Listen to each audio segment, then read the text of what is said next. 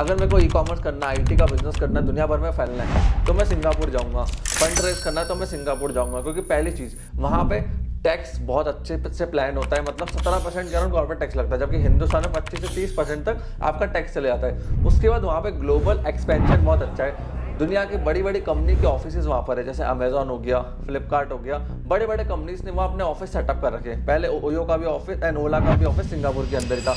नमस्कार दोस्तों, आज मैं आपको बताऊंगा कैसे आप इंटरनेशनल बिजनेस एक्सपेंशन कर सकते हो। अगर आपको सिंगापुर में कंपनी फॉर्मेशन करनी है, ट्रेडमार्क रजिस्टर करवाना है, तो ये वीडियो को पूरा एंड तक देख के जाना। मैं कॉस्टिंग, फॉर्मेशन, हर चीज आपको बताऊंगा। और देखो फ्रेंड्स, अगर आपको दुबई जाना है, थाईलैंड जाना है, अदर कंट्रीज के अंदर अपना बिजनेस का एक्सपेंशन करना है, कंपनी फॉर्मेशन करना चाहते हो, ट्रेडमार्क चाहते हो, तो उसके ऊपर डिटेल में मैंने ऑलरेडी वीडियो बना रखी है। ये वीडियो मैं सिर्फ डेडिकेटेडली सिंगापुर के ऊपर बना रहा हूँ कि कैसे आप वहां पे कंपनी फॉर्मेशन कर सकते हो, ट्रेडमार्क ले सकते हो और अपना बिजनेस चालू कर सकते हो। देखो सिंगापुर लोग जाते क्यों है? अगर मेरे को ई कॉमर्स करना है, आईटी का बिजनेस करना है, दुनिया भर में फैलना है तो मैं सिंगापुर जाऊंगा। फंड रेज करना है तो मैं सिंगापुर जाऊंगा, क्योंकि पहली चीज वहां पे टैक्स बहुत अच्छे से प्लान होता है। मतलब 17% का कॉर्पोरेट टैक्स लगता है, जबकि हिंदुस्तान में 25 से 30% तक आपका टैक्स चले जाता है। उसके बाद वहां पे ग्लोबल एक्सपेंशन बहुत अच्छा है। दुनिया की बड़ी बड़ी कंपनी के ऑफिसेज वहाँ पर है, जैसे अमेजॉन हो गया, फ्लिपकार्ट हो गया। बड़े बड़े कंपनीज ने वहाँ अपने ऑफिस सेटअप कर रखे हैं। पहले ओयो का भी ऑफिस एंड ओला का भी ऑफिस सिंगापुर के अंदर ही था। इवन जेप्टो का ऑफिस पहले सिंगापुर में था। अब वो एक अच्छी स्टेज पर आके फंड रेज कर चुके। फाइनली वो इंडिया उन्होंने अपना हेड ऑफिस ट्रांसफर कर लिया बेंगलोर के अंदर, ताकि वो अपना आईपीओ लॉन्च कर पाए। अब देखो, अगर सिंगापुर में कंपनी रजिस्टर्ड करवानी तो उसका प्रोसेस क्या है? सबसे पहले आपको कंपनी का नेम अप्रूवल लेना पड़ता है। वो लेना पड़ता है आपको accounting and corporate regulatory authority से, जिसको हम बोलते हैं ACRA। ये एक दिन का प्रोसेस है, 1 से 2 दिन, मैक्सिमम 3 दिन। सिंगल स्लॉट में आपका अप्रूवल हो गया तो 1 दिन में आपका काम हो जाएगा। Second step, director and share holder requirement. अब देखो, आपको मिनिमम एक डायरेक्टर चाहिए जो सिंगापुर का रेसिडेंट होना चाहिए, उसके पास PR होनी चाहिए। अगर आप फॉरेन से हो, मतलब इंडिया से हो, सिंगापुर में नहीं रहते हो, तो आप फॉरेन शेयर होल्डर भी बन सकते हैं। इस चीज़ का ध्यान रखना। फिर तीसरी चीज़, कंपनी सेक्रेटरी का अपॉइंटमेंट करना जरूरी है। और जो रजिस्ट्रेशन है वो कंपनी का, मतलब एक चीज समझिए, आज मैंने कंपनी को रजिस्टर कराया जनवरी में, तो विद इन 6 मंथ्स मुझे कंपनी सेक्रेटरी अपॉइंट करना जरूरी है।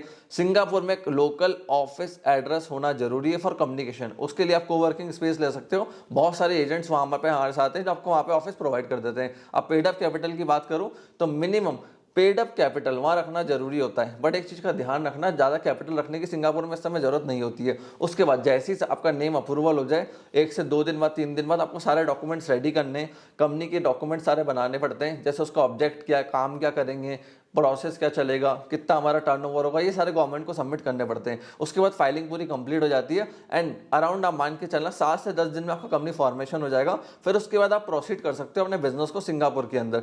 टोटल कॉस्टिंग की मैं आपसे बात करूं तो मिनिमम से मिनिमम 2 लाख रुपए के बीच में खर्चा आता है फॉर कंपनी फॉर्मेशन। अब देखो, कंपनी का जो नेम रजिस्ट्रेशन है ना, वो 900 रुपये अप्रॉक्स पड़ता है। बट महंगा कहाँ पड़ता है? ऑफिस का एड्रेस लेना, नॉमिनी डायरेक्टर, क्योंकि आपको वहाँ का एक डायरेक्टर रिक्वायर्ड होगा, तो उसका खर्चा हो गया। अकाउंटिंग एंड टैक्स फाइलिंग फी भी होती है, इस चीज़ का ध्यान रखना, जो कि करीब करीब 1.5 से 2 लाख के बीच में पड़ती है। तो एडिशनल ये खर्चे पड़ते हैं। बाकी 2 से 2.5 लाख के बीच में आपका कंपनी फॉर्मेशन का काम पूरा हो जाता है। अब इसके बाद आपको चाहिए होगा ट्रेडमार्क। ब्रांड नेम का ट्रेडमार्क लेना जरूरी है अगर आप विद इन सिंगापुर बिजनेस करोगे। अगर मेरा मकसद है कि मैं बिजनेस इंडिया में करूंगा, दुबई में करूंगा, थाईलैंड में करूंगा, वहां से मैंने कंपनी फॉर्मेशन करके छोड़ना है, ताकि मैं बड़े बड़े जो दूसरे देश डेवलप्ड हैं, जैसे अमेरिका हो गया, डेलावेयर हो गया, वहां से मैं फंड लेकर आऊंगा, फंडिंग रेस करूंगा, तो सिर्फ कंपनी फॉर्मेशन करके छोड़ देना। बट अगर आपको ई कॉमर्स का बिजनेस करना है, आईटी का बिजनेस करना है विद इन सिंगापुर, तो ट्रेडमार्क लेना आपके लिए जरूरी है। उसके लिए सबसे पहले आपके ट्रेडमार्क की सर्च रिपोर्ट बनेगी।